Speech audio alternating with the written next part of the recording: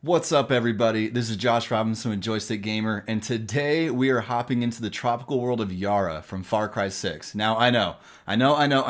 You're gonna hear the name Far Cry 6 and think, oh my god, I've heard nothing but bad things about it. But is it really that bad?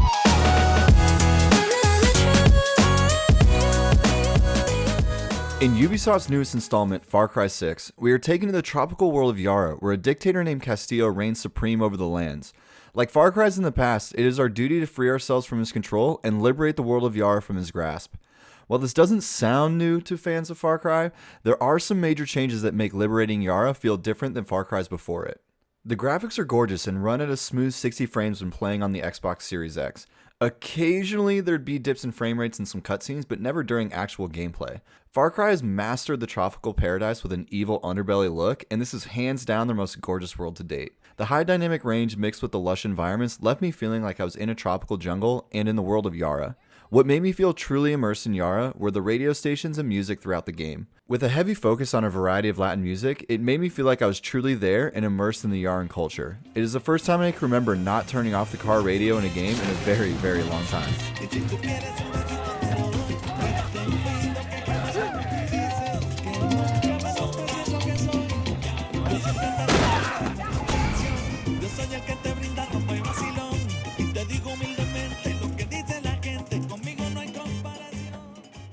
The art and graphic style doesn't deviate too much from the Far Cry's in the past, but that's kind of expected considering it is the sixth full game installment in the franchise. With that being said though, the game does look absolutely gorgeous and I consider it one of the better looking games of 2021. Far Cry and Ubisoft didn't reinvent the wheel, but they made sure they put some really, really nice rims on it.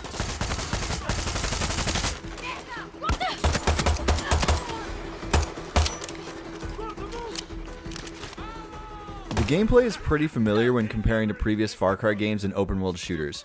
Stealth is still king when trying to maximize rewards when taking over outposts, checkpoints, ambushes, and other objectives littered throughout Yara. Stealth feels as good as ever with the brutal melee kills, the punchy suppressors, and the excitement of trying to wipe an entire outpost completely unseen. Far Cry knows stealth isn't for everyone, and sometimes you just have to go in guns blazing. The addition of the Supremo backpacks in Far Cry 6 add an extra over-the-top and in-your-face way to play the game. While most Supremo backpacks are kitted to be big, loud, and highly explosive, there are a few Supremos nestled throughout Yara's side quests that give you Supremos with a little more stealth or utility involved, such as the Supremo that lets you see enemies through walls and eliminate them with high caliber rounds. Where Far Cry mixes it up in this installment is how they give you options on going loud or quiet in each and every fight with the addition of workbenches. In Far Cry 6, they removed the tried and true skill tree from Far Cry's past and replaced it with a gear and weapon mod system that is accessed through these workbenches. To be honest, I was rubbed the wrong way by this idea at first because I was so accustomed to the skill tree and enjoyed building out my character with a stealth build to start. With that gone, all your talent trees are located within gear items ranging from headgear to shoes. Each gear set provides buffs that will make you stronger in stealth, close range, long range, or explosives to name a few.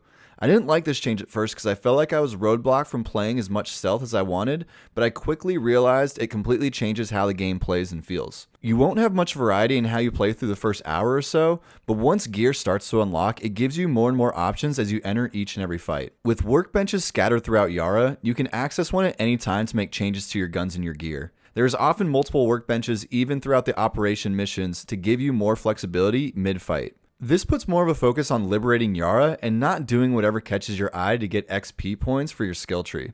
By forcing the player to acquire new gear, weapons, and mods by completing operations and objectives, it's the first time I can remember where it didn't feel like my goal was just to power level my character. My two complaints with the gameplay and mechanics is that Yara is absolutely huge, so seeing how big the map is and knowing that liberating areas is how you gain gear and weapons, it can feel a bit daunting. However, they pace it so well it doesn't feel impossible or never ending. Second would be that there's not much difficulty scaling, so going stealth on some of the operations or ambushes can feel too easy and a little cheap. Without giving away any spoilers, Yara is controlled by a dictator named Anton Castillo, played by the talented Giancarlo Esposito, who took over Yara through a pharmaceutical meant to help cure cancer. Alongside him is his son Diego, who he is grooming to be the heir apparent. The story can feel clunky at times, often introducing too many people early on at a fast pace which made it hard for me to care or really empathize with certain characters as I progressed through the game. The best part of the story, in my opinion, is the dynamic between Diego and his father Anton. Anton Castillo operates in a very black and white mindset and wants Diego to follow in his father's footsteps. However, Diego is this gray area that is trying to find his own identity and morals along the way. This helps push the story and development in directions that felt fresh to the Far Cry franchise, even if the story felt a little clunky outside of the Diego-Anton plotline. The attack. The Hotel Paraíso. Danny was there. You told me that you hid in the tunnel. Danny could have killed me. Could have given me to Libertad. We have no time for lies.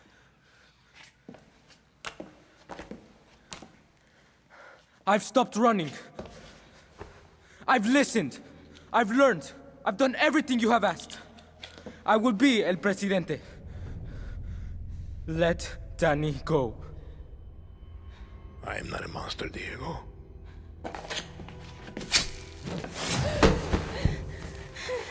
We will give them a chance.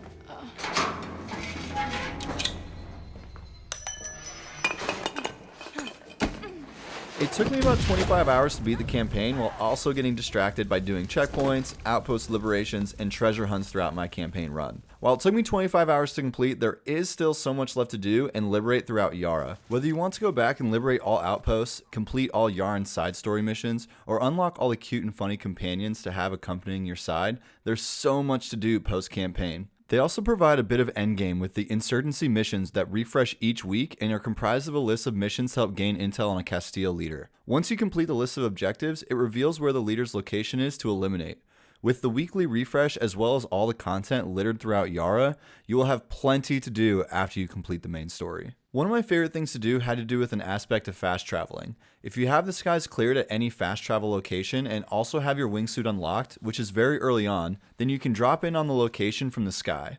This was great because it was such a fun way of navigating the massive but gorgeous lands of Yara from above. I often found myself opting for the wingsuit when needing to travel long distances, and sometimes even drop in on outposts in the wingsuit. With the game being so big, there were a couple of times the outposts would get bugged with enemies occasionally spawning in walls or me wiping an entire area, but still claiming enemies were nearby. The only time that was ever frustrating would be the rare occasion when I'm in a stealth situation and a character that's clipped in a tree or a wall that I can't see ends up spotting me and causing absolute mayhem. It's not a dislike for me, but this game is gargantuan, which could be overwhelming for some. It's a game that I ended up relying on fast travel quite often because sometimes missions would be 2,000 plus meters apart, which can be very, very cumbersome at times, especially if fast travel isn't available or unlocked yet. If you're a gamer that doesn't want to have to grind, then the size of this map will likely be a very, very sore point for you. Overall, Far Cry 6 is a solid sequel in the well-established franchise. While the story can feel clunky at times, the dynamic between Diego and Anton keep you wanting to continue to dive deeper into Yara and its secrets. The guns, stealth, and explosions feel bigger and badder than ever while giving you plenty of options on how you want to engage in fights. If this is your first Far Cry game, you'll no doubt enjoy playing it and is a great place to start, especially with the new workbench mechanics. If you're a Far Cry veteran hoping for something completely different than Far Cry's before,